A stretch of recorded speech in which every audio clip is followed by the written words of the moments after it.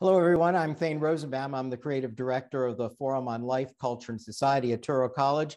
And welcome to the FOLCS Conversation Series. Tonight, our guest, bestselling award-winning novelist Gary Shteyngart and his latest novel, Our Country Friends.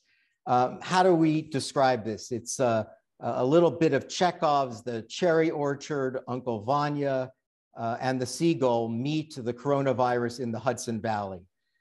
It is, in my view, the first really, truly great novel to interpret the very strange and anxiety-provoking last several years under the conditions of a pandemic.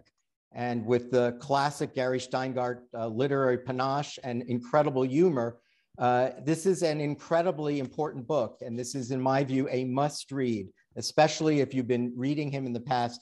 This is yet another step up for Gary. Many of you know him from his award-winning and best-selling novels, Super Sad True Love Story, Absurdistan, Little Failure, and of course his debut, The Russian Debutante's Handbook, a book that I have on my own personal connection with, which I'll tell you about soon. If you're watching us live on YouTube, welcome. That's new for us. We used to be live on Facebook. We're switching over to YouTube. So please register for our YouTube channel and also go to folcs.org, folcs.org, and sign up for our email list so you'll know about future events. If you want to ask a question of Gary, you can leave it in the Q&A box. I think you can even also leave it in the chat box of YouTube, and we'll probably pick it up for you. Gary, welcome. Welcome to FOLCS. Thank you. Great to be here. Thanks, Gary. I think the audience should now know that I go way back, not to Stuyvesant High School, but I can actually say that I not only attended your very first reading, you may not remember this, I read from one of my novels at your first reading. And in fact, it was a very interesting night. I don't know if you remember this. This is before you became super famous. It was a night that had Cynthia Ozick, Rebecca Goldstein, and you and me at a jam-packed synagogue on the Upper East Side. And you may not remember this, you had not even had your first book reviewed yet. It just came out. It was so fresh. And then all of a sudden, this is what I remember. I hope you'll remember this. You got up there, right? And now you're famous. Then you could not have been more unknown. You were still, this was your first reading. And I was sitting with Cynthia and Rebecca, and you got up there and you started reading. And then all of a sudden, the protagonist or the narrator, there's a song that comes up and you sang the song. And I thought, who is this guy? The courage, not only to be reading alongside Rebecca and Cynthia, but also to sing in a synagogue from his novel. So I remember that song. Murka, oh my darling Murka. My Murka, and sing goodbye. You screwed up our romance, oh my darling Murka. And for that, my Murka, you must die. So that's a Russian song that I translated into English. Yeah, no, I remember. But wait a minute, do I remember this wrong? Didn't you read it? Didn't you sing it in Russian? Yeah. Oh, okay. Maybe, you know what I did? I sang it in Russian and then I translated it into English. Oh yeah, that's right. But it was you really had the room. Yeah. You know, that no one had ever seen a novelist not only read, but sing from the novel. I love it. I'm very performative. So when I read and I have, this book doesn't have any accents because everyone's a second generation or 1.5 generation immigrant. But usually when I started writing my books about Russian immigrants, I would do all the accents, I would play my parents, stuff like that. And it was always hilarious. Yeah. So in my mind, this is, I haven't read any of the reviews. I wanted this to be fresh for me.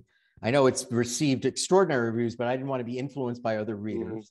I think it's your most personal book, and I think it's your most Russian book. And I can tell you something that, and beyond the Chekhovian references, of the inside baseball of Chekhov that's laced within the novel. One of our first guests at FOLCS, Gary, you'll love this story, was E.L. Doctorow. And at the end of the night, I said to him, by the way, do you want to share with us what you're writing? What's next? He goes, well, I'm not going to tell you about my next novel. I said, no, of course, but what? He said, all I can tell you is it's my Russian novel. Ooh.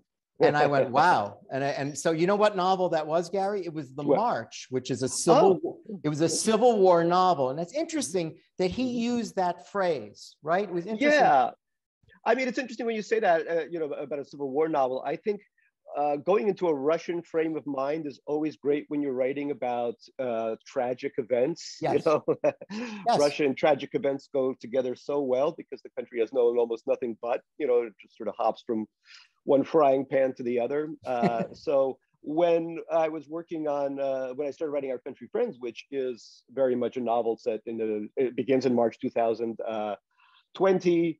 And I started writing it around the end of March, beginning of April. And I thought, okay, I have to switch my mind to a very Russian perspective now. So I began to reread all my Chekhov, obviously, but also went into Tolstoy and some Dostoevsky and Turgenev's Fathers and Sons and all this stuff. And it was very, very helpful as I'm describing a kind of,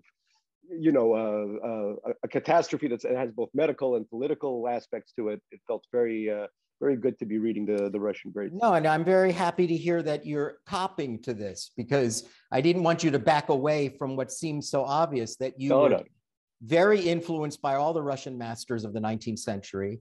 And of course, Chekhov's plays are in the early part of the 20th century. And I do think, again, as amazing as the other books are, this is more ambitious. This takes, in my mind, another step up in your development as a novelist. And I wonder, did the experience in writing it reflect that, or is for you, it's all the same? I think over the years, I've sort of, I've become a little less satiric, maybe because, when you're a young person, satire comes so naturally. You're just there, everyone's a fool to you and everything's ridiculous. I mean, I'm happy I wrote those books. I'm happy I ridiculed so many different things, from US foreign policy to oil politics to technology to finance, all that stuff. I'm glad I did it. But with this book, it's really a book about friendship more than anything. And I guess the one advance that I liked in terms of just skill, the technique of the book is the sort of very omniscient narrator that's able to jump from one point of view to another very smoothly. Saul Bellow used to do this incredibly well. Yeah, he could switch mid-sentence. You could switch from one personality to another, and I was really trying to do that. There's 8 characters. They come from different parts of the world. Everyone's very different. But I was able, hopefully, to really be able to shimmy from one character to the other. And the narrator occasionally steps into the role of a stage manager. Yes, which is even cooler, right? Yeah. Like he's setting up like as a dramaturge. Basically saying, this character thinks X, but what's really happening is Y. I'm gonna have to interrupt here and come in and give you the thing. You mentioned, Chekhov's plays, which obviously are very important to this book. And it's no spoiler alert that the book also contains a restaging of Uncle Vanya at one point. But it was also the stories that were really instrumental. The stories, I was writing this upstate, the book is set upstate. Yeah. And so much of what Chekhov writes is about people in the countryside, outside of Moscow usually. And they're of a certain age, which is pretty much my age. I'm about to turn 50 this year. And they're sitting around, they're in the country, they're a little bored, and they're all talking about all the things they regret in life. Why did I become a school teacher in the provinces? Why do I only have 50 hectares of land as opposed to 100? What went wrong? Why didn't I marry? All these litanies. And that's one of the things that happens in this book. It's all these friends who get back together after not seeing each other for a while, and they're hiding out from the pandemic in a kind of Decameron kind of way. And at the same time, they're all sizing each other up, figuring out who did well, who didn't do well. So that was very helpful, because if you read something like Gooseberries or The Man in the Shell, About Love, any of those beautiful stories, that always plays a huge role in it. People sitting around the banya, drinking vodka and talking about it. Right. Well, actually, I thought that was one of the clever conceits, Gary, which was that the pandemic is the perfect set piece for a Chekhovian plot scene, because you're hemmed in by the disease, right? It's forcing a human enclosure, right? You can't leave. When you're saying, well, the Chekhovian characters are all stuck in one spot. Yes, exactly. Right. In this case, they absolutely are stuck in one spot, and they're making the best of it. Thank God, by the way, they're grateful to be stuck in this spot. They're grateful. And, there's another thing that is kind of a plot device, which may seem a little outlandish, and that's that nobody's Wi-Fi works really well. Yes. They have to go to one part of this property to get any That's great. Wi-Fi. They kind of have to Yeah, I love that. That's great. Right. which means they actually have to talk to each other. So it's not just people sitting in their cabins looking at their, Instagram. They actually have to sit, so the sort of the set pieces, the play-like set pieces of the novel are all these giant dinners that happened. Right. And when I was during the pandemic, especially after a few months had passed, we formed a kind of pod with some of my friends who live upstate full time. And we began to get together and have these gigantic dinners. And we would, we'd roast a lamb, or we'd make, it was just absurd amounts of food and good conversation. And I felt very guilty. And the characters in the book also feel guilty because obviously people were dying. Right. But upstate, surrounded just by nature, it was a very different kind of scene. And I wanted to document that, but at the same time, sort of everyone interrogates their privileges, they would say in academic circles. I'm going to read a little from something that picks up on this. This, I believe, is when Vinod, how is pronounced Vinod? Vinod, that's what I thought. Okay, Vinod. I think this is and I think this is his thought process. He said, because he's picking up, he wants to read a Chekhov play.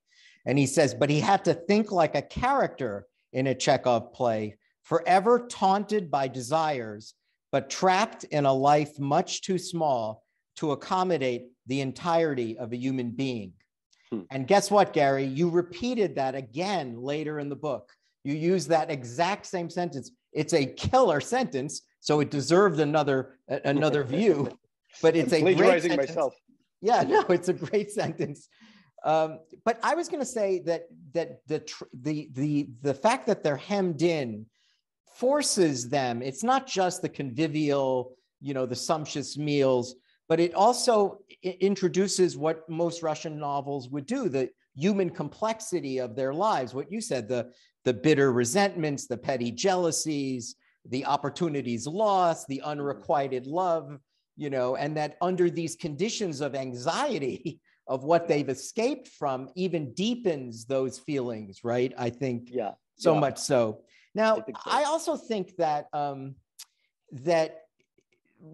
if you said, well, what are some of the features of a Russian novel? I said, well, the fading aristocracy.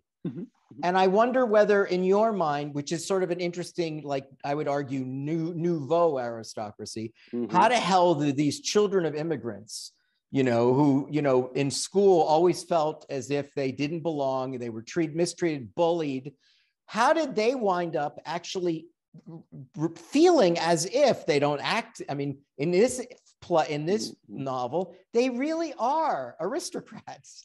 Yeah, it's interesting, and I guess that becomes kind of a question in the book. At one point, there's a character who gets very angry that all these immigrants have done so well, and she's a native born American, and she actually says everyone has to bring in tomorrow for dinner. Everyone has to bring in a summary of their net worth and how they achieved that net worth. She's kind of a rabble rouser, and she gets very angry. But it's interesting. I went to a high school. So the groups of friends here, they're mostly Korean, Indian, and Russian American. Those are the three immigrant groups. And there's a little girl who's 8 years old who's adopted from China. And when I went to high school at a place called Stuyvesant High School, which is a kind of math and science nerd school. And those were some of the major groups, my own group, Russians, but also a lot of kids from Asia, later some kids from West Africa. And those are some of the groups that I think unite in this book. So, but we were told by our parents, we were beaten by our parents if we didn't achieve, what we need, the grades to go to decent schools and all kinds of stuff like that. So that was very easy for me to sort of access that kind of, and that's where I made some of my first real friends, was in a place like Stuyvesant. Yeah, no, right. Just finish that. You're saying it's where you actually made some of your actual friends. I made some of my actual friends, and I think those friendships continue on. But at when you approach this sort of, really midlife, 50, etc. People, I went to a Stuyvesant reunion recently, and everyone was incredibly successful, had made a lot of money, but you could still feel all of the insecurities that they had when we were kids. I made $500 million, but my father still doesn't, thinks I'm an idiot because I went to Brown instead of Harvard or whatever, and it was interesting to me the way there's such a nice through line between being a teenager and approaching this point in your life where, as Vinod says, when he thinks about what a Chekhov character is, there's really not that much more room to go in terms of what you're going to accomplish. Yeah. So you have to make peace with what you've done so far. But it is interesting, right, that when you think of the classic Russian novel, the aristocracy they're landed and they are steeped in a history of privilege. Right. And here you have the children of immigrants that have discovered the privilege. In fact, what I love when you were telling that anecdote about the girl from the South, Dee, who says we all should come in with their net worth, she doesn't realize that she's rich. Right, yeah. Right. That she ends up with her own statement. She says, "I'm going to tell you how much I'm worth," and she doesn't even realize that. Yes, she's part of the aristocracy. I love that. I mean, I think that's a really great point. I think, look, in Chekhov plays in other Russian stories, the aristocracy is fading because. In large part because the economy is changing from an agrarian one to an industrialized one. So, having gazillions of land upon which your serfs toil, and they used to toil very inefficiently. This wasn't like Europe. It was a lot of these giant estates really were money pits. I mean, that's some of the themes of, things like the cherry orchard. You got to get rid of this estate and then go live in the city, etc. But here, the aristocracy is more, it's social capital, not not capital. One person who's made $1 billion off of an internet application, an app, she's probably worth close to $1 billion. She's the only one that has real capital. But the rest of them are sort of using social capital. And because it's the summer of 2020, because all these social justice movements are coming up, all these characters begin to wonder, well, what's our place in this social world, given that, we're not really contributing anything to the discussion so far. Yeah, but Gary, remember in that early days of the pandemic that you've so well described, people who were able to get out of the city, right, actually were the privileged class, right? The people who actually had second or third homes. Remember, all of a sudden, people were buying homes in Sullivan County, throughout New York State. All of a sudden, there was a rush to buy homes. So it is interesting that in this novel, even though there's social capital, the landed gentry part of it is still significant because it's what establishes a demarcation of aristocracy versus the people in New York City who are dying left and right. And it's interesting because these immigrants are all, like myself, descendant from Queens. I grew up in Queens as well, which was the epicenter of obviously of all the terrible carnage that happened, especially in the early days of the pandemic. It's funny because one of the first things I did after I got my first sizable advance, a book or two in, was I bought property upstate because I'm such a pessimist that I actually thought there's going to be some kind of horrible event in New York that's going to require. This is what happens when you're born in the Soviet Union. I call myself a SAP, a Soviet Ashkenazi pessimist. And I just thought, okay, we need, first of all, Russians love dachas, love, sort of country homes, obviously, if you read Chekov, but also I thought this is going to come in pretty useful at some point because we're going to have to hide out. And it really did. I mean, it gave you the impulse for this extraordinary novel. You said something about guilt. Let me read some of that from the novel. In this point, Senderovsky, who is the owner of this country house, invited his friends, not all of whom are friends. By the way, there's another thing you said before about Stuyvesant. I think more than half of the country friends went to Yale, and Vinod actually got into Yale.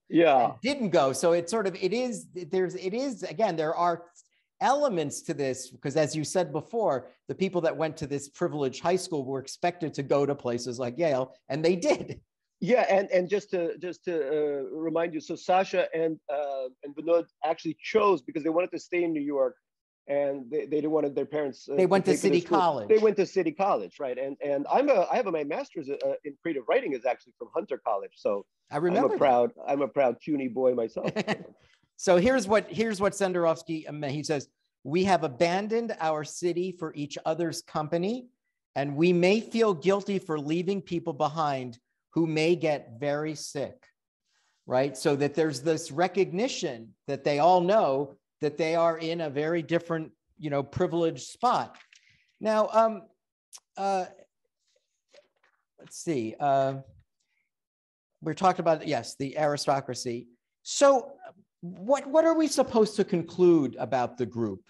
That they're stuck there and they're fixated on mortality and anxiety and neuroses, impending death. Like, are they saps, as you would describe them, or are they survivalists, right? That they know that they got out alive. They're like, this is like the Exodus story. You know, they got out, and by the fortuitous nature that they know the Senderovsky and his wife, they end up decamped away, safe from the virus that is taking the lives in the city. It's an interesting question because, yes, on the one hand, they've escaped the city. They're in a privileged position. They either have the privilege, as Senderovsky does, of owning his own little estates with 5 little guest cottages, or they have the social contacts to know someone like Senderovsky, and they're able to run away from New York as the pandemic is dawning. There's something else, though, I think, and that's they have all this time to ruminate, obviously, because the book takes place during about half a year from March through about September of the pandemic. But as they do so, they begin to think about how they got to where they are, namely that their parents wanted a better life for them. So they left countries with a lot of problems, either political or economic, the Soviet Union, India after partition, or Korea, which was a very poor country until very recently. Now, of course, it's a very wealthy country.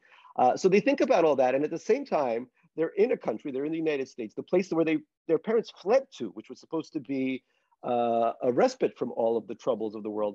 But the country now itself is quite troubled because COVID is really flourishing in this country. It has one of the highest rates. And also, at this point, the president is talking about drinking bleach to get rid of COVID, and sitting under ultraviolet lights or whatever else he was saying. And remember, because what the novel really sets up the very early days of the pandemic. Yeah. So at all of this stuff is happening, and they're starting to wonder, did their parents make the right choice? In fact, Karen, who is the wealthy Korean American who has she has her assistant is now researching what it would be like for her to reapply for citizenship in Korea, because Korea actually is doing really well with the pandemic. It was one of the countries that was able to lower it. By the way, and Ed has 3 passports. Yeah, Ed, another character, has a British, Canadian, and Swiss passport. So he's sort of shopping around in his mind, where should I go? And he feels sorry for people who have to be stuck in America because they only have a U.S. passport. So this to me is a huge change from the kind of books I was writing as a 20-year-old. Books like Absurdistan, where the main character just wants to flee to America. He's stuck in Russia and the Soviet Union after it collapsed in the 90s and early aughts. And all he wants to do is flee to America because that's still the promised land. In this book, the change is that a lot of these immigrants whose parents fled and brought them here are now thinking, well, geez, this didn't work out so well in 2020, and it can only get worse from here. Yeah, well, I was going to say, but it's also even more existential because they can't flee anywhere.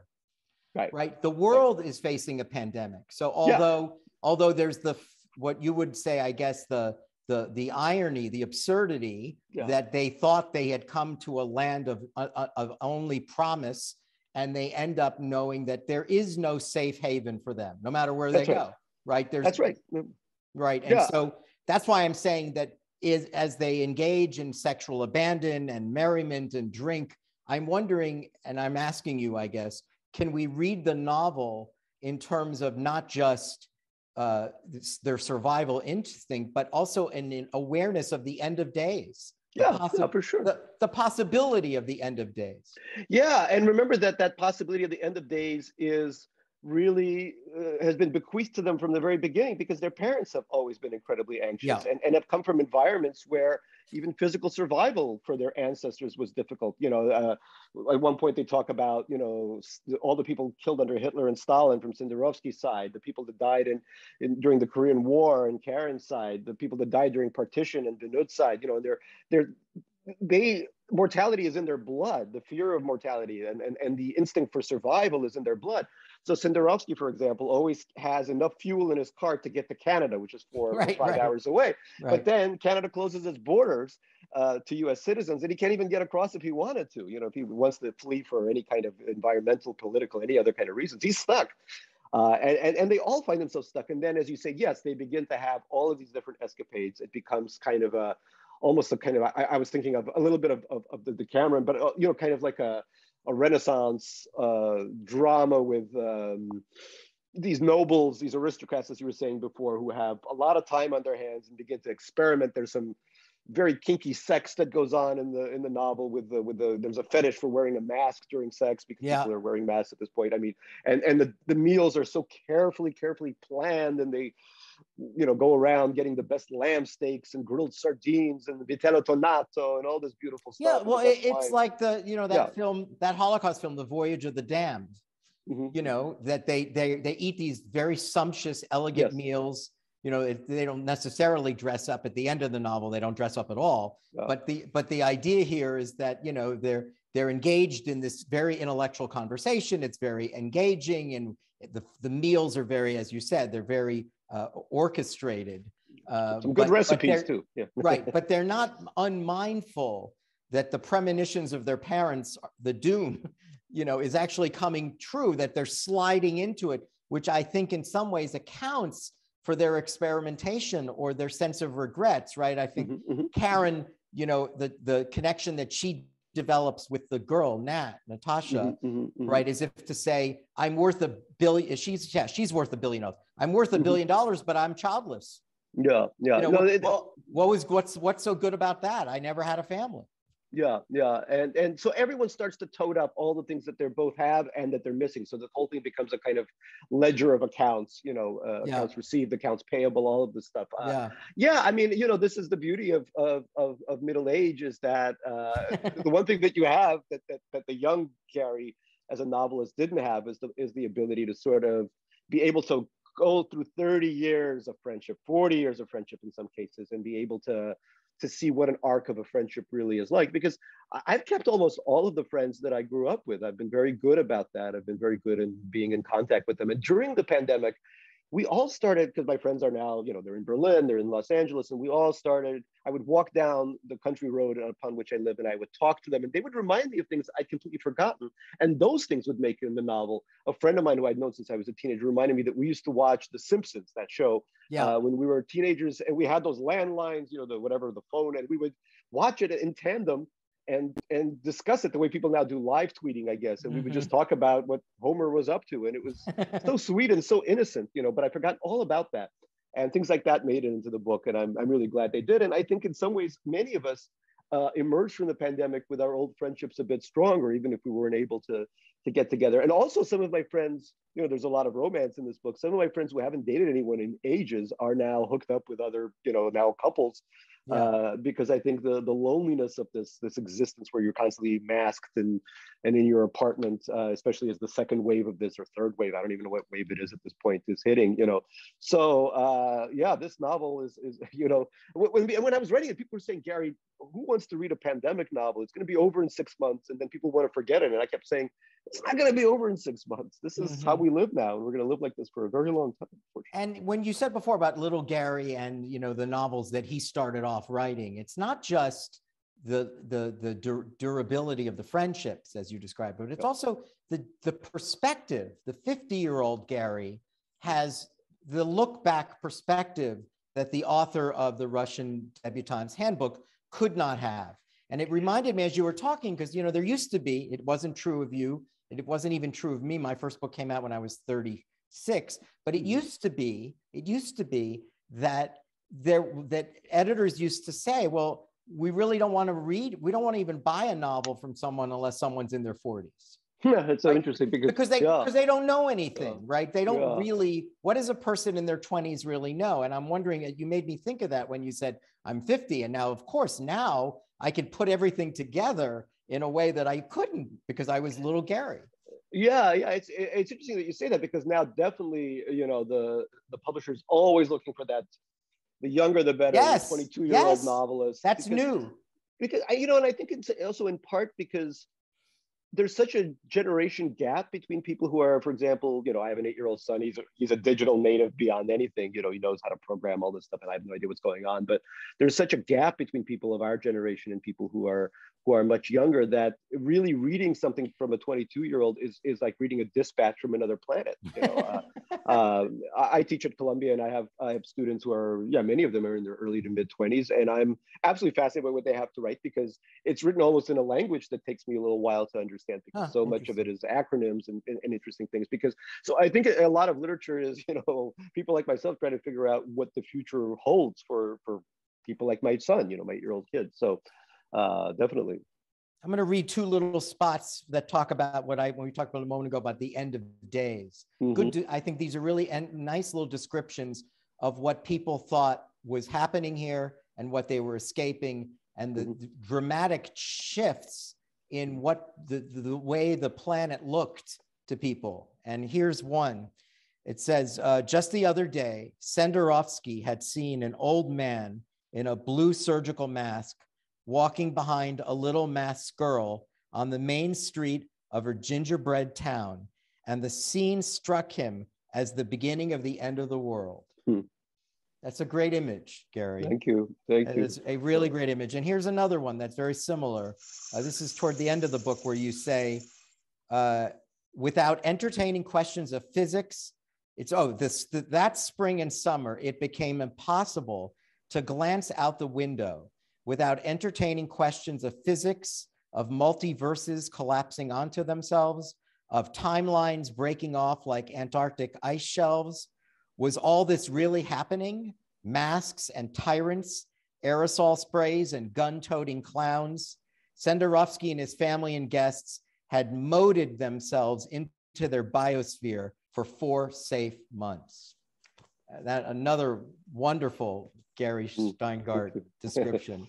The book is also a travel log, not just of the pandemic, but what would you discuss? The other pieces, the offshoots of the pandemic that were in some ways contradicted by the pandemic, right? Like, for instance, the Black Lives Matter protests, right? Where a lot of people weren't even wearing masks, right? And so the book really delves in, I would argue, with some risk, right? The novel doesn't run away from what was also happening simultaneous with the pandemic. And so you talk about, the murder of George Floyd, social justice, Black Lives Matter protests, issues of white supremacy, cancel culture is in this novel. If you're interested, you slipped in a very clever use of cancel culture. It's sort of a time capsule of the last 2 years that, in my mind, transcend the pandemic itself. Well, let me just ask that first question. Did you think there was a risk in going beyond the pandemic? Because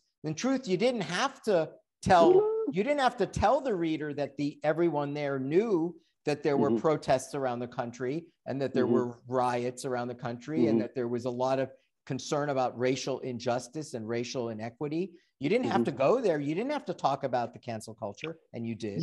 Yeah, that's interesting. I think so, because these characters, many of them are Asian American, and my wife is Korean American, and our kid is obviously a combination of Russian and Korean. And we would go to cafes right as the pandemic started, and they were very incendiary, sort of saying, China virus, Wuhan virus, quoting the president at the time. Well, wait, I want to be clear. You're describing your Upstate House? Upstate House, yeah, exactly. Okay. And so, and there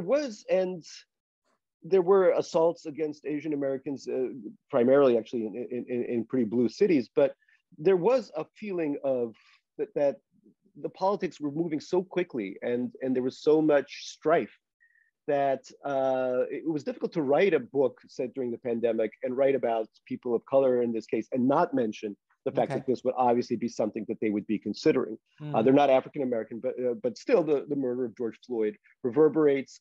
They begin to think about their own place in this society, both the way they've suffered through racism, but also some of the privileges they've encountered by being children of immigrants who put them through these academic institutions, et cetera. So, to me, the pandemic and the social justice movements, they were always there. They've been there for decades, but sort of bubbling under the surface. And then they kind of, in 2020, everything came to a head, which is a great place for a novelist to be, right? You want to write about a time where all the different sort of timelines are converging, all the different things are happening.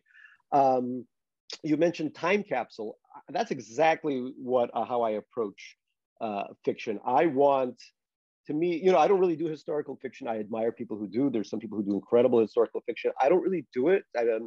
when I wrote Super Sad True Love Story, which is set in the near future, I was really writing about the present. I was writing about the beginning of social media, all that kind of stuff, and predicting the destructive effects they would have upon our democracy and other facets of our lives, the loneliness, the atomization of people. So I really want, 50, 60 years from now, the best thing that could happen to my work is someone says, well, what the heck, if our civilization survives, somebody says, well, what the heck was it like in 2020? Yeah. And someone says, oh yeah, there was a book about that. Our country friends, check that out. And so to me, I approach this almost as a journalist does. I want the verisimilitude to be very, very high. So when my character walks by and sees, certain signs that seem to be racist, and then she sees very privileged people with hate has no home here signs, and there's, pasture with 1,000 sheep and horses and all that. So the liberal people have more money, the very sort of, the more racist people have very little money. All that is exactly what the road on which I live looks like. So to me, this is very important to get it absolutely right. But it is interesting. You said, well, there are no African Americans in the book, but of course they would be aware of this. But I did find it curious and interesting that the country friends, in my judgment, are politically progressive. That you would think, well, their parents aren't described as progressive in the novel, right? Like, how did they become AOC supporters? Why does the narrator describe them as having the bona fides of a progressive? Why would the Koreans and the Russian Jews of the country house, why? I'm not even sure that, I'd have to think about it. I'm not even sure they're AOC progressives. I think they're. Yeah, you're right. I just made that up. Right. Yeah, I think they're Democrats. I don't know. I think, Karen probably doesn't want to pay the kind of taxes off her billion that AOC would like. Although, I think they would voice maybe AOC-ish sentiments in public company, when they're sitting around and everyone's trying to be. Well, but remember, only D from the South is the one that raises the question, because the country house is surrounded by people that are pro-police. Well, right? And they're very sensitive about defunding the police and the attacks against the police. And so in a way, D represents, like kind of the, the sensitivity to the hillbilly elegy. That let us not forget that there's 74 million Trump voters and they're not all evil. And D, in my mind, represents that character. She does represent that character, but I think, it's true that is the case, that she's the only one who grew up, that she had to really fight for an education because her parents didn't really believe in it, whereas all the immigrant families all were incredibly into their kids' education. But there is that kind of interesting shift, which is true of many of my friends who are my fellow immigrant friends, that our parents are, of course, all of the right. Soviet immigrants love Trump and are of course Republicans, and many of us are on the Democratic side, or various stripes of that, from AOC. But do you think? Can you say? Would you argue? And again, I don't want to know about your friends from Stuyvesant. I want to know about the characters in the book. Would you argue that progressive sensibility, or left of center at least, is a reaction against their parents? Yeah, I could see that. I could see that they that the way their parents treated them, the very harsh rhetoric, the lack of the fact that love wasn't always shown in the way that native-born Americans show love. This is something that appears in so many novels I admire. My mentor was the Korean-American author Chang-Rae Lee, and he writes about this so beautifully in his first novel, Native Speaker. That they associate the brusqueness of their parents and the way they treated them, never really giving love, having the love be so conditional upon how well they do, that they associate that with the republicanism of their parents, their inability, the inability of, for example, Soviet parents to look beyond, oh, America is a socialist country, because they come from a socialist country, and anything that's left of, of center is equated with socialism, which isn't the case for these people. They don't want socialism. They're doing pretty well. They don't want to pay any more taxes than they do, even if they claim they do. So it's very complicated, I think, their positioning. But that's another part of it, is that everyone is sort of, and you see this a lot in Chekhov and Tolstoy, when all these conversations break out, in a Chekhov play or a Chekhov story or a Tolstoy novel, everyone is sort of positioning themselves. Some people want to be more seen as being more progressive, more liberal. They read the Messenger of Europe, which is a European newspaper that gets delivered to their house, which speaks, so they're Westernizers instead of Slavophiles, right? That was, I guess, the big divide then. And everyone's positioning themselves differently and they're all trying to stay relevant. And Dia actually talks about that she's so worried. And Dia's also ostensibly left of center, but sometimes she goes to the far right if she has to, just to get attention on Twitter, which then backfires in a terrible way for her. But I want to get to that in a second. Yeah, but she's always looking for a way to be. There was a quote from Russian Debutante's Handbook where the main character, Vladimir Gershkin, thinks it's better to be patronized than to be ignored. Nothing's worse than being ignored for these characters. They all want to be at the center of the action. There is you mentioned social media. It has a very, even though they have a weak internet connection, they are not unaware that they become sort of minor celebrities on social media because of something that happens to one of the couples. And so some of them are actually well known in certain circles, and they become an object of enormous curiosity for people who are not living in the country, but are living in urban areas. So I think there's some irony there, how when you said, well, you've written book in the past about social media, you have here as well, because, this is not total exclusion, right? Or seclusion, right? Yeah. They're not secluded from the world. They may be secluded from the virus, but they're not secluded from the idle gossip, from the exposure to the world. And in this case, there's a sex tape. Yes, so they really are exposing themselves. And I thought that was a brilliant little device to say, in the new world, even if you flee the city, and even if you go to a place where no one is at, you still, everyone will know where you are. Everyone will know what you're doing. Yeah, during the pandemic, I started taking photos of like the baby eggplants in my backyard and all kinds of, people were so fascinated by anything in the country. The countryside became so chic. Everybody was tweeting from the countryside or where they had escaped to, and it became another sort of sign of social status. But how ridiculous is that? The characters in Chekhov all bemoan the fact that they've had to leave the city and they're in the country, etc. Well, so and also the fact that people are sharing. It's like we escaped and we're safe. Let me show you what we're having for dinner. I know. Right? So awful. When you think, let me show you, I'm having sex with this guy. Right, exactly. He happens to be a famous actor. You won't believe this. He's so good looking. And let me tell you about that. It's almost like it doesn't come across in the novel, but there's almost like a unintended cruelty, in the way social media can be used in that instance. Oh God, relationship selfies, to me, that's sort of the bottom rung of our civilization. That's the worst thing we've produced in the 21st century. So and that's true. And I mean, we haven't talked about it, but the novel is funny, I hope, right? It's a Shteyngart novel. But it's not a satire in the way Absurdistan was, but I still want to make sure that there's enough humor to keep the reader going. There's enough stuff that, because to me, the Soviet Jewish humor, which is this sort of humor from the edge of the grave, like we're all going to die, but we're all in the sinking Titanic, but let's at least enjoy the last moments by making fun of the situation that we found ourselves in. To me, that's all important, and that's in every book I've ever written. But it's still here because it's embodied very much in the character of Senderovsky. Yeah. Because Senderovsky, while all of this is going on, all the crazy, the madness, the sexual intrigues, including even with his own wife, he's just focused on having a television series made. Right? That's all he can think about is his finances. So I think to myself, that is an example of the fading aristocracy.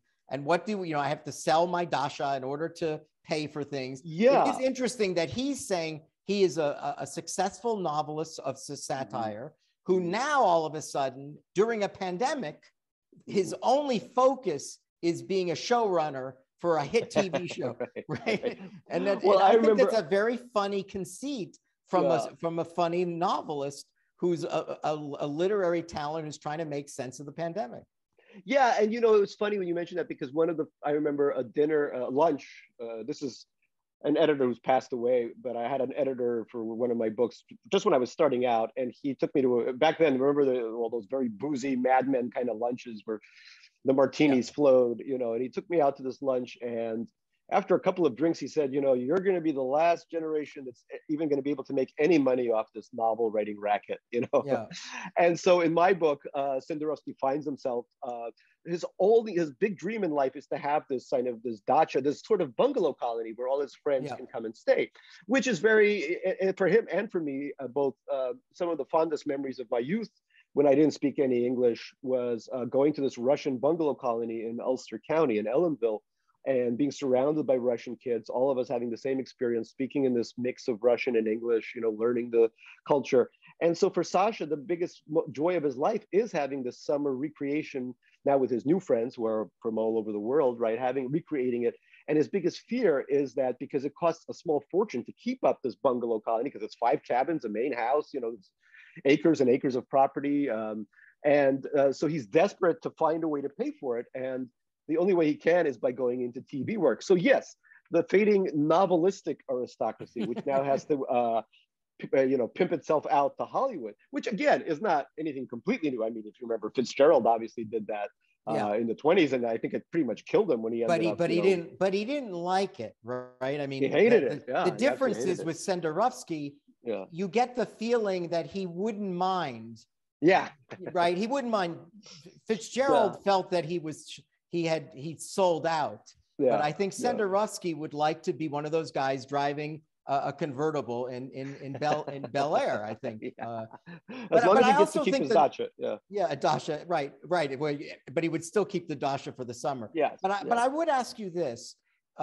Given what Senderovsky's desire is, that's just a fictional character. That's not you. Mm-hmm. Do you think that there's still life for the novel as we move forward? In part because I would wonder you would say the following. I'd say, well, I thought I was wondering if you'd say, Thane, I don't think this pandemic with the dramatic moments surrounding it, like Black Lives Matter, everything that's happened in 2 years, actually, I think the novel is the best way to tell that story. I don't think a Netflix series would do it. I don't think a documentary would do it. I don't think a movie. I actually think Our Country Friends is the way to go. And that the best example of why novels are important is precisely for this reason. It's true. I would agree that writing about the pandemic, the novel may be the victor in this scenario. Why? Because there was so much silence, which is very difficult to, especially if you're thinking, of a Netflix series or something like that. It's very difficult to get that across. But we were living in a time of incredible silence, and a time, I think, of incredible internal meditation, mediation, whatever you want to call it. We were really reconsidering our lives, and that's very hard to portray on the screen. Not impossible, but I think harder to do than in a novel, where you're really able to sort of rummage through people's interior very easily. That's what the novel is for. So yes, as opposed to say World War II, right, which lends itself to cinema quite well. You have these beautiful scenes of bravery and carnage and what have you, or even we all watched a series like the Bureau, which is about a French intelligence agency, which obviously involves the usual stuff. I don't want to read the Bureau, the novel, I want to see the French the Netflix series or whatever it was, or Amazon. But yeah, for this, yes, I would definitely want a novel or an essay collection or something that allows one to mine the interiority of it. Well, particularly since you have a number of characters, Chekovian, who have inner lives and desires and resentments and jealousies and betrayals are really covered much better in 316 pages than in a 2-hour movie or even a four series arc Netflix series. But when I remember as a kid, like reading Philip Roth, for example, and being more titillated by the way sex was described in those books than actually seeing an R-rated movie, which was hard to do when you were a kid, seeing an R-rated movie, because there's something about the description of pleasure in written form, whether it's about eating or libidinous activity or whatever it is, that just is more enticing to me anyway. Maybe I'm of the older generation, but to me there's a lot more in there. It's more personal somehow, even though you can watch someone naked on the screen. To me it's more personal to hear what's happening in their minds as they engage in those acts. So there are people who have said, certainly with respect to the Holocaust novel, Theodor Adorno said, no poetry after Auschwitz, which was don't make art out of the atrocity. There were people who were sensitive, still are sensitive about writing a 9/11 novel. There's a lot of sensitivity. There are, sort of unwritten rules of what you can do and what you can't do or shouldn't do. The artist shouldn't be limited, but maybe what would be appropriate. Did you concern yourself? I mean, you bet a novel on the idea that this would continue. Yeah, and that this would still be, I don't know if you thought there would be an Omicron variant, but you bet the house literally on this idea. I did. So I'm wondering, did you think that, my God, if I'm going all in, my chips are all in, there's some things I can and I cannot do. For instance, I want to say Vinod, I hope I'm not pronouncing it right, is, in my view, the moral center of the novel, but he's also the one who's immunocompromised. Right. And so there's where we start to see the sickness. Right. Yeah, it's an interesting question. I mean, first of all, writers should write whatever the hell they want to write. So you don't buy the Theodore Adorno edict? Well, the Holocaust, although, the Holocaust was its own very specific kind of atrocity that takes a lot for the modern mind to process. This is obviously a very different kind of thing, although the death toll at this point, I think, around the world, right, 5 million. 5 million is approaching the Holocaust. A lot, and probably even more that Russia undercooks its books when it comes to stuff like that. Other countries probably do too. Yeah. But here's what I want to say. Yes, I did bet the house that it was going to continue. In fact, my British publisher, who I've been with for a couple of books, didn't buy this book because they said, oh, well, nobody's going to want to read about it and it's going to be over. And I had to switch to a different British publisher. My US publisher, Random House, was very confident and was on my side. But I want to say this, that I think we're entering an era of unprecedented crises that will... So the pandemic will probably be over at some point. It'll be for many people, although the unvaccinated will keep it going. But for many people, it will be like a yearly booster, like the flu, probably, hopefully, right? But other stuff will happen. I just did a reading in Portland where everyone was talking about all the elderly people that died because they had 116-degree summers, which is unheard of in the Pacific Northwest. So there's going to be ecological catastrophes. There's going to be authoritarian regimes that take over former democracies.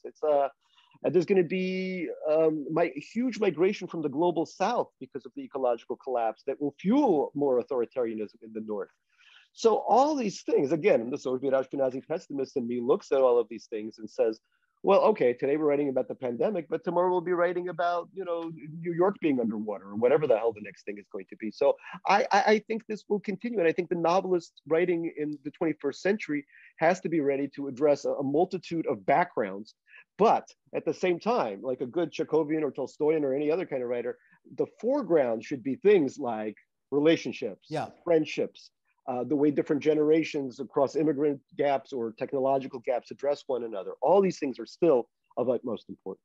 You are describing, Gary, a scenario in which there cannot be a death of the novel because the world won't cooperate, right? The world, as you describe it, will need the novel in order to describe these unprecedented catastrophes and crises that we're facing. And that, again, with the human complexity in the foreground, but in the background, this incredible amount of tumultuous material that needs the long form of the long story. It's terrible because on the one hand, I'm sad that the world is collapsing and I have a little kid who has to live in it. But on the other hand, it makes me relevant again. So, What's funny in the novel, there's so many little lovely moments where you throw very Russian style. You throw in a reference and you don't need to explain it. The reader either knows it or doesn't know it, and it won't make a big difference. But at one point, I remember, I could be wrong, but I remember at one point the narrator says essentially, "Hey, I'm not even alone." I think he says, "There are novelists all up and down this river." Am I right? He said, yeah. He says there are novelists all trying to make sense of what's happening, right? And it made me think.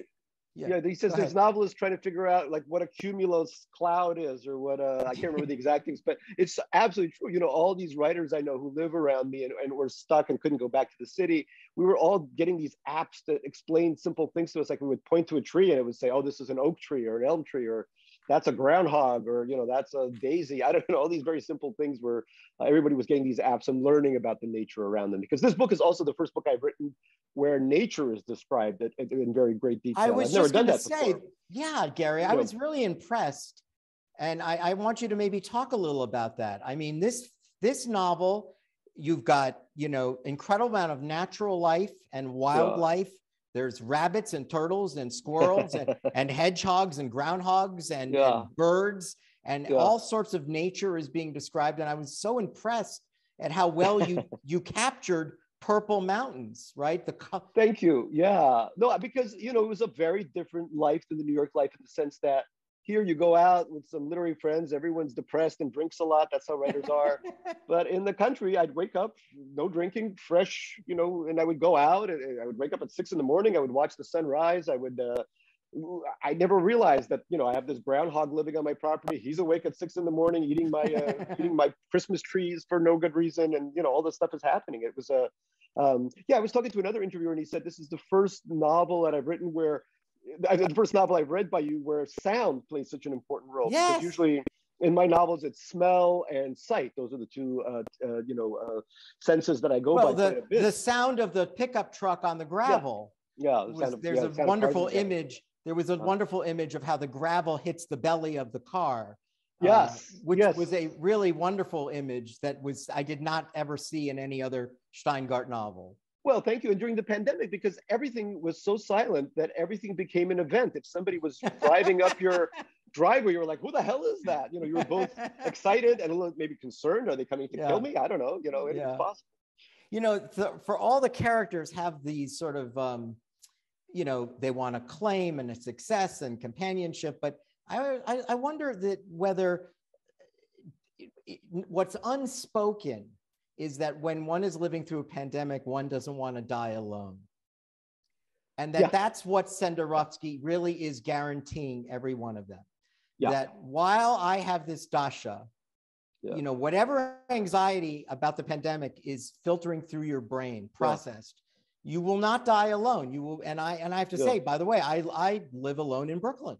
And so I can tell you that in reading the novel, I kept saying, wow, you know, I can totally understand this difference of what would it have been like with every day having dinner with 8 of my friends. Be a very different experience, even if I was having sex with them.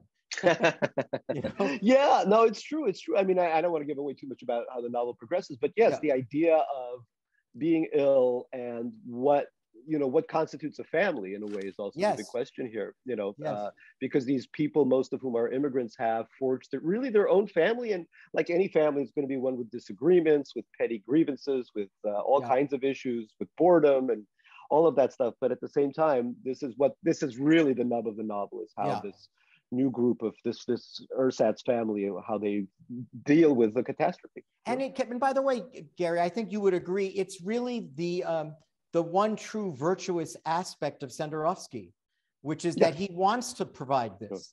You know, yes, he wants to be a TV showrunner, but he is proud that he was able to fill the bungalows with his friends. That's right. And for the most part, they're safe on his dasha. Let's take one question from the audience, and then we'll say goodnight to our buddy Gary. This comes to us from Stephanie. I'm getting this right, McKeevely, I think that's her name. I hope I did it right, Stephanie. What was the function of the many different sexual scenes in the book?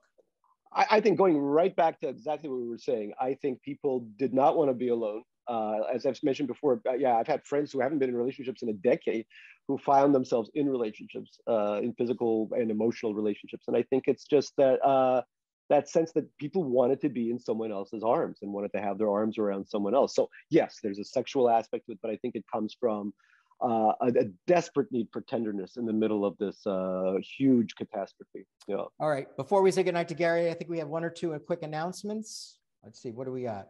We think we have an event next week. We have another novel, but this is a financial thriller that also involves dark money and overtaking governments. This is called Under Money by the author Jay Newman. It should be exciting. That's next week's conversation. We got films coming up.